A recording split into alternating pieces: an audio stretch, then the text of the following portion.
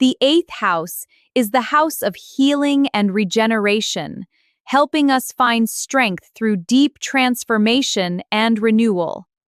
This house also reveals what is hidden, guiding us into the depth of life, mystery, and the truths beneath the surface.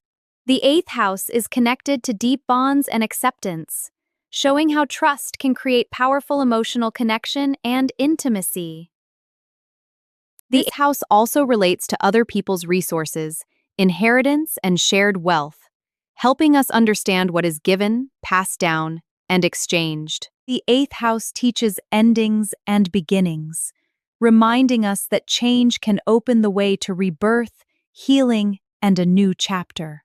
At its highest expression, the eighth house investigates what matters most, follows deep passion, and balances shared resources with the personal values of the second house.